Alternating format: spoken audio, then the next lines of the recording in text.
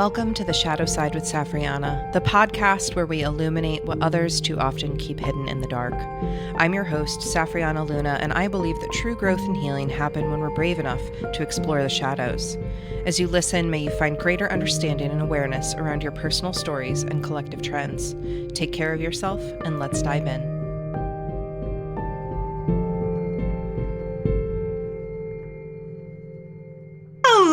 Hello out there, and welcome back to another episode of The Shadow Side with Safriana. I am delighted to be back with an amazing guest today, my friend Shanti, to talk about all of the nuances of having been in the closet and come out of the closet as professionals, as people, as humans in this planet at this time.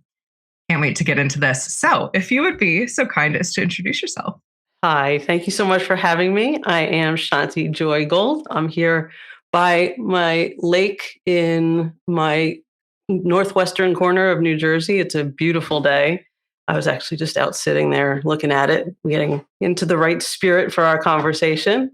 And yeah, I had a career in corporate. I was a sales leader, primarily in the media space. And after doing that for a few decades, I pivoted into professional coaching, where I guide LGBTQ plus and underrepresented people to confidently thrive in their careers by being fully themselves. Yeah. And that led to an extension of that work in my podcast, which is called Stories We Haven't Shared, which I describe as a campfire style interview series where underrepresented people talk about the extra layers we navigate as we wander our way into the already complicated career landscape. So the coaching and the podcasting are two of my favorite things that I've ever done, which is saying a lot because I had a pretty lovely career as well. So amazing. And as a fellow LGBTQ entrepreneur over here, I think that this is such important work in the world because it's such an underrepresented population when it comes to professional development and just representation, period. So thank you for all that you do in the world. And I can't wait to get into all of this unfolding today. But just in case you don't know me, I'm Safriana Luna. I'm the Queer Spirit Guide. I'm a licensed clinical professional counselor, a trauma specialist, a podcast host, obviously, author, and I'm just always doing fun things because I'm a manifesting generator and I like to do a lot of different things. Oh, so you get it. I get it. So on that note of doing many things, right, there is an unspoken toll that living in the closet takes on queer and LGBTQIA plus people. And from what I understand, what I've heard of your story thus far, love for you to share some of this. You were not out of the closet initially as a professional, right? Yes. So just looking back, can you speak to some of the toll that had on you initially?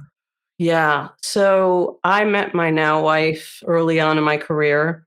We were working at a company. We were working at the same company and not in a supervisory kind of a role. We were working adjacent to each other. And it was, I describe it as like the Wild West, that company, or picture Mad Men, any of those kinds. So it was not safe to talk about our relationship. And that led to a lot of hiding, ducking, weaving, contorting. I mean, it could be something as simple as the dreaded, "What did you do this weekend?" question. And the things that happen in that moment are, okay, I have to answer this, but I'd kind of like to share. I mean, I have a life and I'd like to share it. What do I do? What do I say?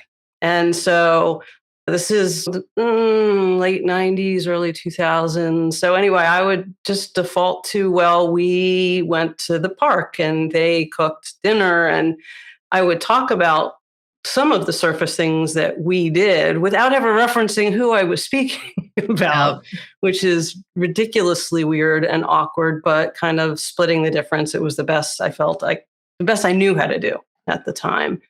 And it's that constant scanning of the room and trying to anticipate what might come up that I should be prepared to address or duck. And I describe it as kind of like a radar that's always going. And sometimes you're hyper aware of it and sometimes you're not, but it's always there. And it's draining as heck. It just really is. And So I spent that was the backdrop for about a decade of my career. And then it got to a point where inevitably it was the worst kept secret ever, but still not discussed openly. And I was directly confronted and felt that I needed to outright lie, which felt horrible. We're all honest people, but it's a big value of mine. And I had to look someone in the eye and just lie to their face. And then the last big, or not last, but one of the other big things that really defined that time for me was this conversation that my wife and I would have, which was, we could get fired for this. Do you want to keep going? Mm. Uh, and we would periodically just check in with each other and talk about that and say, yeah, let's keep, thank God we had the presence of mind and heart to continue. But those are some of the early moments, memories. Yeah, that like fear of exposure. Yeah. That for an aspect that a heterosexual relationship person would never have to in a million years confront. Mm-hmm. I mean, even I remember when I was a teacher, I was in a straight presenting relationship, and I was like the school's GSA, sort of the queer friendly teacher that all the kids would go to. But the teachers didn't know, because if the teachers knew, they would have bullied me, because they bullied the kids. And that sort of workplace culture, it's like in so many different workplaces. I remember I had a client who, very similarly to your story, she was C-suite and they all thought she had a husband. She was the only woman on the board. And she would just say, yeah, my husband. Yeah. Like, just get used to it. And that, I feel like that presents such a shadow side when it comes to ambition and underrepresentation. Yeah. How can you be ambitious when you're in the closet like that? Can you? What does it look like? I think that you have to do what this sweet person did, which is just get used to these things that aren't true. And if you feel that you're not safe, if you feel that you can't speak your truth, then you have to accept some level of showing up every day in non-truth and make some weird peace with it. But that's the thing, is it's a weird peace. There's no way that a little bit of your soul doesn't die, not to be dramatic, every time you say my husband. I mean, it's just, even if you rehearse it and it becomes normal to say it's not feeling right inside, I guarantee you. And so it's about compromises, it's about choices, and deciding ultimately when and if it's time to just be done with it and come out. Yeah. And that there's the next shadow side, is in the coming out journey, because safety is important. We have to monitor our own safety, assess whether we can do anything, right? In this case, we're talking about coming out. For some of us, it's not safe to come out in a workplace because we know there will be repercussions. I know another person I knew, unfortunately, came out as trans at work and was immediately laid off. Despite there being quote unquote legal protections at the time, they were able to skirt around that and fire them for something completely unrelated. So we've got the shadow that it is really a lived danger for people. And we're at a space and time right now where LGBTQ are one of the biggest groups under attack, specifically our trans community. Yep. So what do we, how do we make this better? But really, like, the cost of this, you mentioned, like, just getting used to kind of hiding. What does that actually look like? What does that do to the nervous system? What does that do to our life satisfaction? Yeah. When in the work I do and the podcast and in my own lived experience, I think it just creates energy drain and disconnects from other people, right? It really gets in the way of connection, needless to say, with other people. And then you start to just get disconnected even from who you are and what really matters in your life, right? Because you put up these necessary walls of protection. You have to. You have no choice, but that comes at a cost, which is this separation from people, dreams, sense of self, all of that, making yourself smaller, just being a kind of quieter, more muted version of who you might otherwise be. There's a lot of, I see, I mean, look, there's the nature and nurture conversation here. I'm very much a perfectionist and also a hyperachiever. Nature nurture, almost, it doesn't matter at some point, just is. It definitely heightens the perfectionism and the I'm going to work until I drop thing, because, and I've discussed this again with clients, again with multiple podcast guests, it just organically arises because it's this making up for a deficit thing, right? Like I'm starting on an uneven playing field, kind of behind the eight ball. So therefore, I'm going to work harder. I'm going to be more perfect at what I do to compensate. And that's another level of the exhaustion that really seeps in for people. That's a great point. When we have to show up masked and code switch and do all of this, there's this extra level of pressure. And if you are operating under the societal narrative that because you have this LGBTQIA status, there is something wrong, quote unquote, with you. Mm-hmm. Absolutely not. I celebrate you. But if you're believing that, right, then you're going to absolutely try harder. It makes me think of how many Black women in the world are so overqualified for everything because they're not given the time of day because of the color of their skin.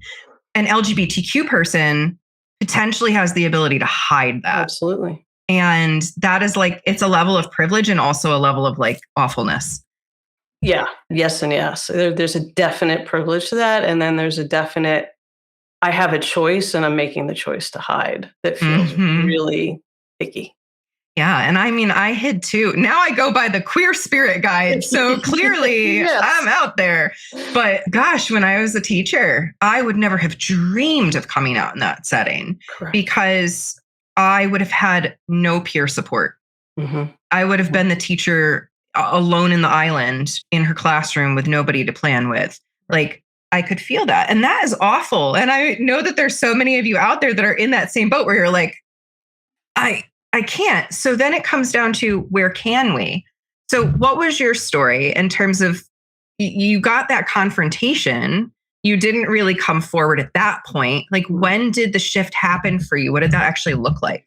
Yeah, I started a new job. And after, again, roughly about 10 years of actively hiding, I said, I'm done. This is my chance. The first thing I did when I arrived at that company was I snuck into the break room at the lunchroom and I looked at all those posters on the wall to try and be sure that I had chosen an organization where it was safe, at least on paper. So I was the person walking around. I was like, please, no one walk in. And I was looking around and reading all the fine print. I'm like, okay, they're saying the right things. Let's see. So I waited about 6 months, and because I wanted people just to get to know me for me, and I very much wanted to just be done with it. So I had 2 coming out at work conversations, which are hysterical in retrospect, but they were both like crash and burn sitcom like type moments. I'll tell you, one was I decided to first have the conversation with the sales assistant for my team. It's a really lovely woman. And she walked in and I thought I was ready for this conversation. And I knew what was in my heart to say. So I just started speaking. And I don't know if you remember early Ellen DeGeneres, but where she would get into kind of a ramble spiral and it would just get worse and worse. And the more she did it, the deeper she got. And it was like painful and hysterical at the same time. Well, that was me. I'm saying things, I don't know what I'm saying. None of it's really making sense. Then I'm trying to explain what I was just trying to say. And I'm having this whole conversation and her eyes just kept getting like wider and wider and wider. She's just looking at me. And finally I'm like, this is horrible. This is not, there's no way this ends well. This doesn't have a pretty ending. So I just stopped what I was saying. And I said, you know what, it's okay. You can go. And she never said a word the entire time. That's how bad it was. And that was on me, right? So when you talk about this journey, I was unprepared for the kind of the chaos of how it would come out, because it was chaotic inside. I thought I was good here and I wasn't. And that was really evident in that first conversation. So, but that was the start of it. And there's another really funny one. But once I did it, it was out there, so to speak. And word got around. People were great about it, and it was kind of a non-event. And I kept going from there. Having said that, maybe this is jumping ahead, but while I was then out with my, let's call it my inner circle at work, and that circle expanded a bit over the years. It was only a few years ago, which was about 20 years down the road, that I discussed it on LinkedIn for the first time. Right. So when you talk about putting it next to your name in a big way, same thing. I mean, I've only done that the past few years, and every once in a while, even though feel like it's the best thing I've ever done, and I love it, and I'm in it, and I'm great. Every once in a while, I step back. I'm like, oh my God, it's just, yeah. It's a lot to be out, because this is the privilege that many straight people don't understand they have, and many cis people don't understand they have, is that they never had to question the box, because the box was just automatic. They're like, oh yeah, I'm straight. Yeah. I like the opposite sex, whatever. They didn't question it. When you are queer or questioning, it's a constant state. Mm-hmm. Because we don't live in a world right now where straight people have to come out, but queer people do. Right. Even if we don't formally come out, right? I think I got to the point eventually where, I mean, it's next to my name in most places, but I just started saying things that were very clearly, I am now gay divorced, unfortunately. I'm no longer gay married, so I don't get to talk about being gay married anymore, but so I don't really flag that part. But I used to be able to slip it out there just to see how someone would respond. And here's the thing, that in the coming out, I feel like I just want to say this, and I'm curious if you have had the same experience, that I think our fear of coming out is sometimes greater than the reality, because most people, once they hear it, aren't going to directly attack us. They only indirectly attack people. Mm-hmm. Well, that's fair. I mean, when I came out to my dad, who's the coolest guy, warmest, he's just the best guy on the planet. I had no fear that he was going to reject me, tell me to get out of the house, any of those things. Right? I was in my mid-20s. It was terrifying. Yeah. Anyway, and it wasn't that I was afraid of those things, like you said. I describe it as it felt like jumping off of a cliff. It was just like, okay, I'm going to do this. And I think it was more about, I knew I was about to change his universe a bit, right? I was about to shift his universe on its axis in a way. Mm-hmm. And I wasn't worried that he wouldn't be able to handle it, but I was delivering news that was big and that was going to cause him to reframe a bunch of stuff in his brain and process. And I just had an awareness of it's not just a bunch of words, right? There's a lot of arms to it. And I think a lot of internalized stuff, negative stuff that had preceded that for me. And that was all a part of the fear as well. So, yeah. And it is, I don't want to downplay the very lived, real experiences people have where, again, you can assess it's not safe.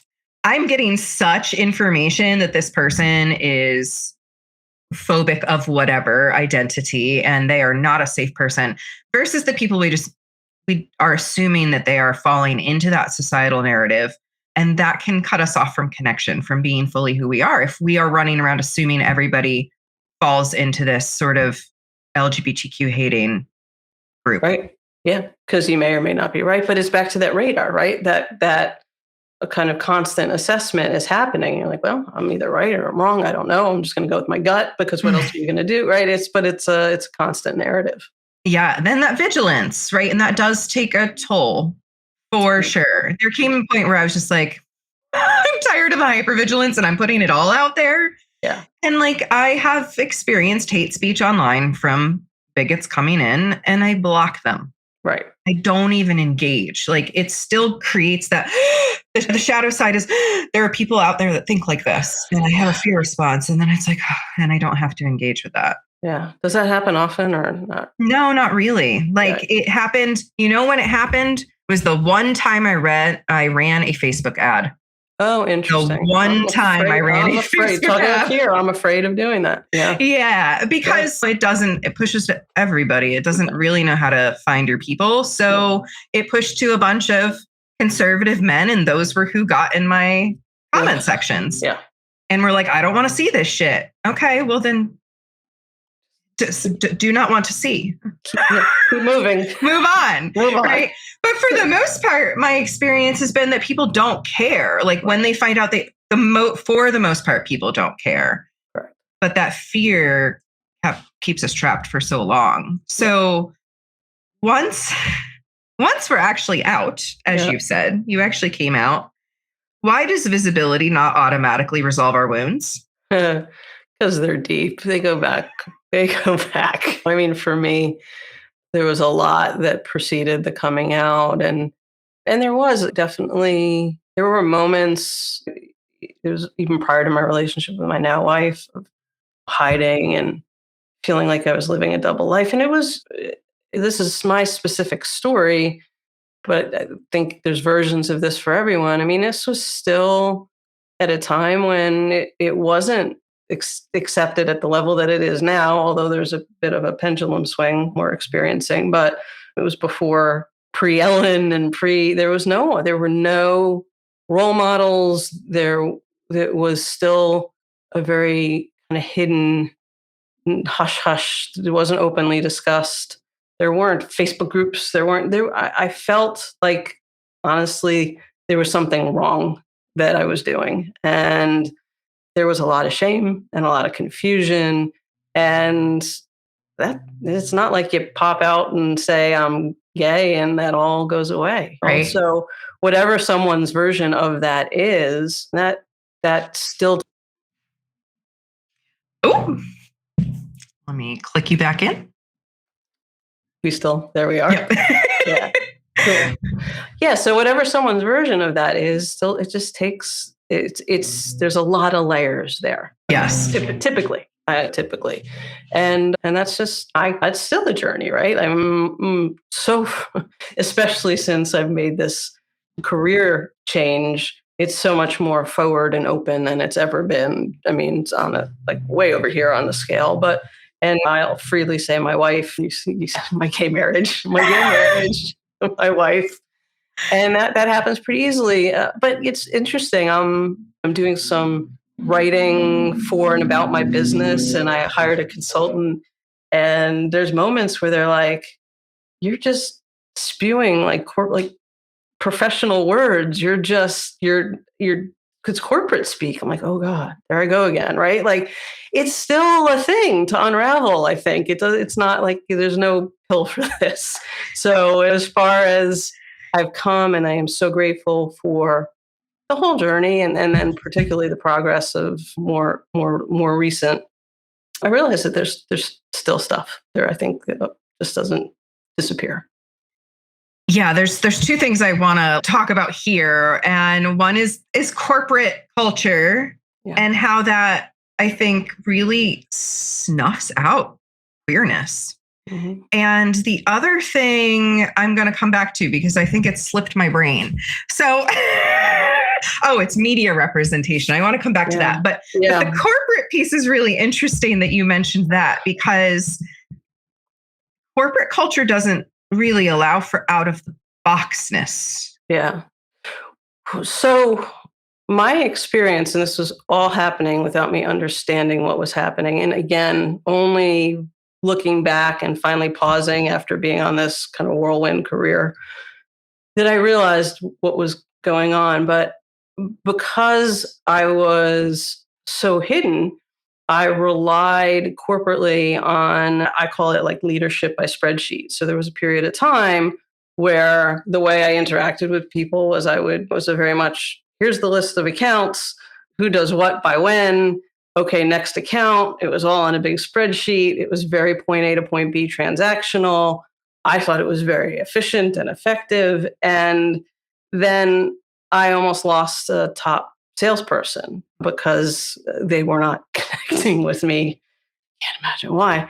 And I mean, it's a longer story, which I'm happy to tell or not, but that was a light bulb moment for me because what happened in that moment was I said to myself, like, aren't I kind and caring and creative and support and all the, and it just hit me like that. It's like, well, to whatever degree I am that as a person, none of that is showing up at work. And I'd want to leave me too. And I had the opportunity to sit with this person and say, hey, I mean, I didn't realize how much of it came from having been so hidden and being so afraid for so long, and that was my coping mechanism. None of that. But I did see that it was happening. And so I had the conversation with the salesperson and said, if you give me another chance, I'll promise you it'll stay. It'll change from this moment going forward. And we wound up working together for over 10 years, one of the best relationships I had professionally. We're still friends. But it wasn't until I had that epiphany and then I finally started to let the walls down and decide I'm just going to be me here at work that that was the moment everything started to change for me. But it was ugly before that. And it was still a process. Yeah, that authenticity piece when it comes to ambition and career and doing good work. Do you find that people genuinely do better work when they're themselves? Oh, yeah. I mean, that's everything. That's the work I do. That was my professional corporate journey, was finding that for myself. I mean, it went from that moment, which was kind of the worst of it, to, I don't know, talk about maybe 5 years later when it was a big project. I was opening a new office. It was a very visible initiative for the company. Sales, a lot at stake. We were representing a partner that was really important. And I opened up this office, and all I thought about, or the primary thing I thought about, was the team and how we would connect as humans, right? What do I want? What do I want the office to look like? What do I want it to feel like? What are we going to stand for? How are we going to interact with each other? How do I involve them with helping me build it, right? All of the human things. Because I knew by that point the doing would follow, right? It was the being that was the key to it, I thought. And then the doing would follow. And it was a little bit of a gamble because I wasn't planning it all from a spreadsheet. I was planning it from here. Thank God it paid off. It all worked out. We crushed it and we had a great time doing it, right? And so that was the really me testing myself and all of this in real time. And now it's the work I do with clients, helping people confidently thrive in their careers by being fully themselves. If the more that you can knock those walls down, just be who you are, we're each unique, right? There's only, my favorite quote is Oscar Wilde, be yourself, everyone else is already taken. Mm. That's it, right? So the best thing you can bring in any moment is your uniqueness to a situation because you're the only one that can be there in that moment in the way that you can be there. And that's the magic, right? So, yes, is the answer to your question. Yes. And yeah, I asked that full well, knowing the answer, because I want people to hear like this is things do shift the more we step into who we really are.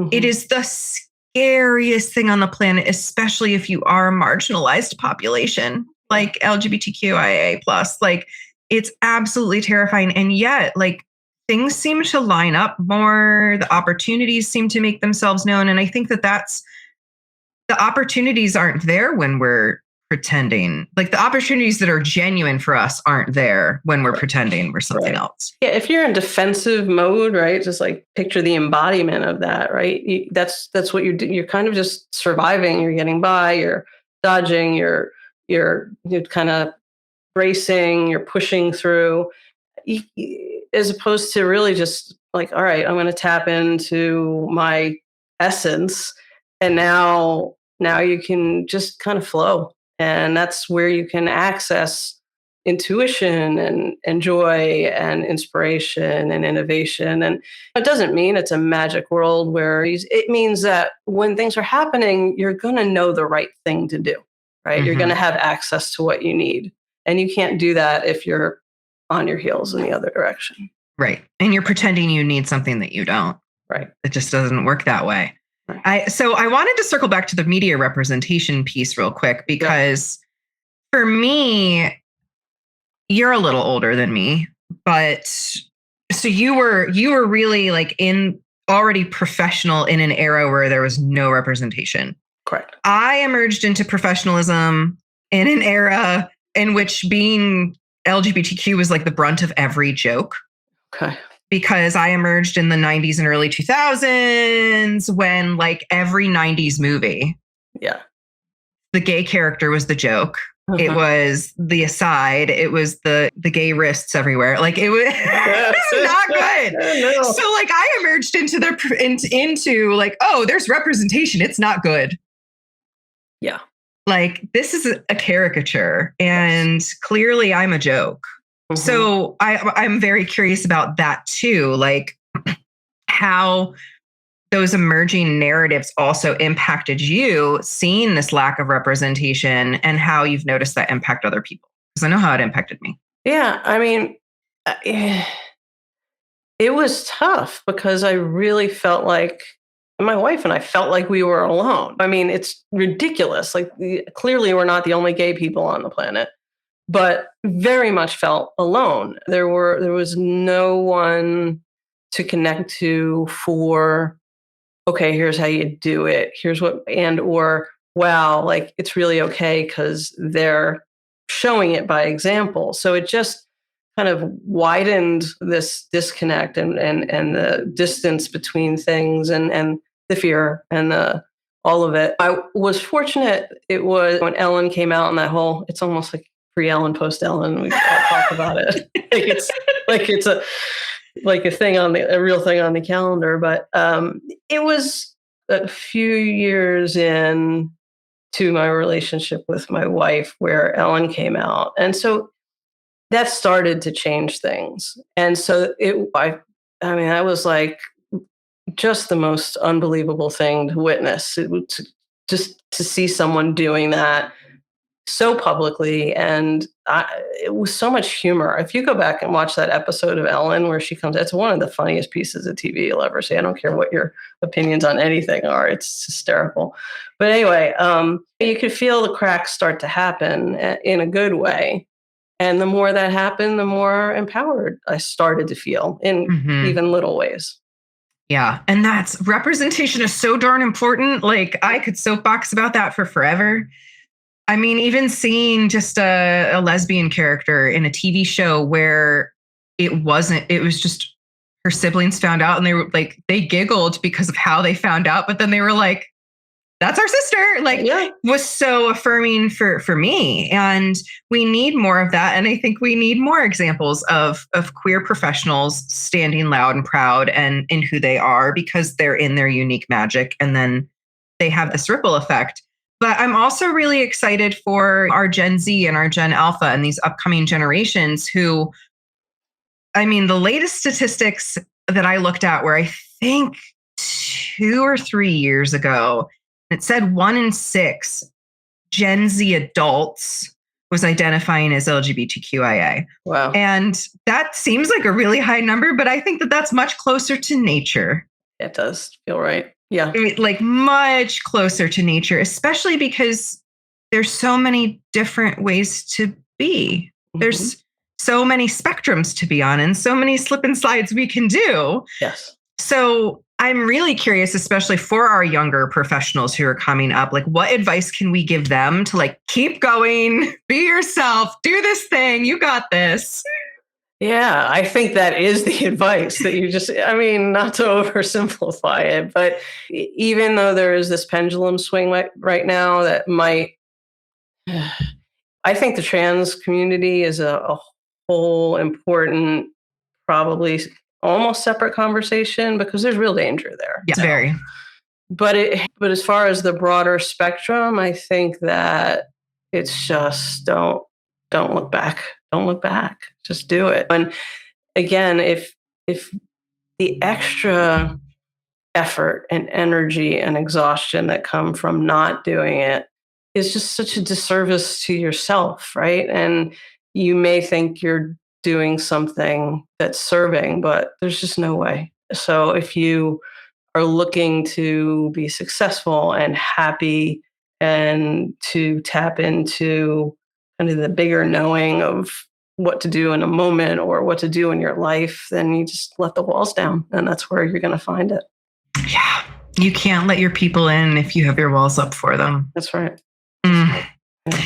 And again, yes, it is a whole different conversation for our trans siblings out there because they're literally under attack. I mean, we have a gay man practically running the country behind the scenes right now. So the LGB is, people are, for the most part at this point, they're like, okay, whatever. Right. There's some people that are like, ew, no, that's against nature. No, it's really not. Go look at the animal kingdom. But yeah, for all of our trans siblings and friends out there, like, stand with you in solidarity, because it really is like there is a whole extra level. Yeah. And if you can find yourself in an environment where you can come out, you're going to be a lot happier, of course. Mm-hmm. Agreed. Gosh, the shadow side is here when it comes to this right now, because it was like we collectively brought it all to the surface and it looked like it was going to be okay. And now we're in 2026 and I don't know exactly what we're doing, but we are fighting the fight.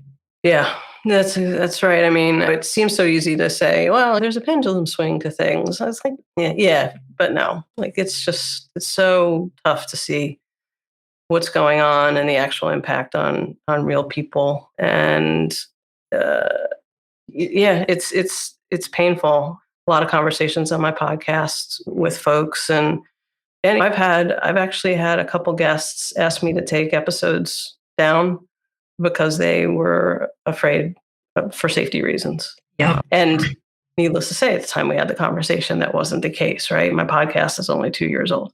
So, gosh. Yeah, it's real. But that is where we find ourselves, in this intersection of time. And we can't ignore it or bypass it, or it will just get worse. We have to keep standing in the example of that empowered out state to say, like, look at us. We're two very quote unquote normal people, whatever that even means. Well, speak for yourself. But I love being weird, but like, we're not weird monsters or something that are wreaking havoc on the world. We're people that are living our lives and wanting to be our most authentic selves and to bring our gifts to the world and shine our light, just like everybody else. Yeah. Yeah. And I would even for the trans community, finding the space of the most truth that you can safely, right? I think that's the thing, for all the reasons that we're talking about. The more connected to truth, the more you can live truthfully, the better you're going to be able to navigate the crap. Yeah. Yeah. But that's almost an impossible juggle. It is. And I have some wonderful, amazing trans friends who are literally in the process of coming out right now and navigating their fear. And each day that they live is another testament to the fact that, like, it's okay to be them. And I just want to celebrate all of them. So as we come towards the end of our time today, of course, I want to say, if you dig Shanti's vibe, like, go check her out. All of the pages and whatnot are in the show notes, but where's the best place to connect with you? My website is really the one-stop shop. You can find the podcast there as well. So that's shantijoygold.com. Easy peasy, your name. Yes. How about that? Safriana.com. I love when it's just, yes, look me up. You will find me. All right. So yes, go look her up. And is there anything else that you want to leave listeners with? Just a word of hope or something from your own story that you want to make sure seed is planted? Just that the work that I'm doing now warms my heart, right? Watching the impact with the people I work with. And just knowing that there are a million answers out there. There are practical things that you can do to move through this process and to break whatever negative cycle you might find yourself in. I do mental fitness work with clients, and it's just like physical fitness. It's working your mental muscles and building that foundation, it basically catching the negative stuff in action, being able to pause, recenter, and pivot toward all of the good things that we're talking about in our lives, which are connected to our essence selves. And this particular path to doing it has to do with reps, just like you would do in a gym, and muscle building. And I watch what it does for people and the transformation. And it's like I sit there and I say, well, I get to do this work. I can't believe I get to do this work, right? Point being, there are proactive things we can all do, and you just find the thing that calls to you, but look for it, right? If you're feeling stuck, if you're feeling like you're in a negative cycle of some sort, and you sense that there's something better, bigger, more true out there, but you don't know how to get there, just look. It's a big world, and there's a path, and I see it every day, and just find your path. Your path, not anyone else's path, your path. Exactly. Thank you. Yeah, for sure.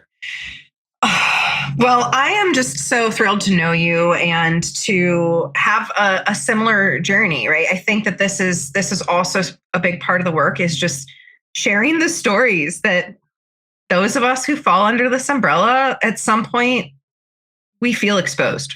Mm-hmm. At some point, we emerge into our truth, and that can be a scary thing. But you and I are shining examples that it happens, and that we can actually find more joy and alignment on the other side of that, and our people. Yeah, finding your people is big. Finding your people is big. Yeah. So thank you for all you do for your people, and just everything that you do in the world. And to all of our LGBTQIA plus queer siblings out there, like, you're amazing.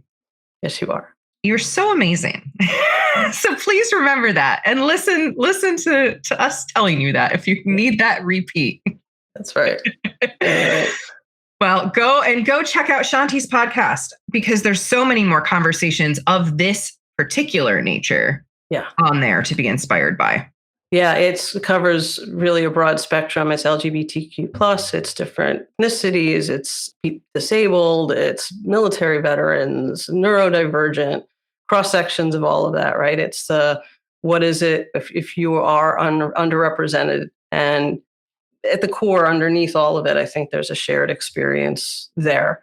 Our kind of road in might be different, but the shared experience is very similar. And there's so much to learn, just as you said, from sharing stories. I say at the end of every podcast, stories are our humanity waiting to be shared. And it's in a world that's fairly polar and buzzwordy, and a lot of people kind of communicating from behind keyboards, and that. When you actually hear real stories of real people, and then you remember, wow, we're talking about real people, real lives. And I've gotten so much from the podcast, and I've learned so much, and my heart's been so filled by it. So thank you, for mentioning it. It's been a great ride. Absolutely. Well, if you're a podcast listener out there, you got lots more episodes to go listen to. There you go. So again, thank you so much for being on. And to everyone listening out there, we see you, we believe in you, and we are cheering you on. Thank you, Shanti. Thank you. It's been a pleasure. All right, my friends, until next time, this has been an episode of The Shadow Side. See you back here next time. Bye for now. That brings us to the end of this conversation today. Thanks for being brave enough to walk in the shadows with me. If you found value in this episode, please consider subscribing to Shadow Side with Safriana wherever you listen to your podcasts, and leave a review to help others find the space of transparency and expansion. You can also connect with me at safriana.com for more information. Until next time, know I'm loving you fiercely and cheering you on.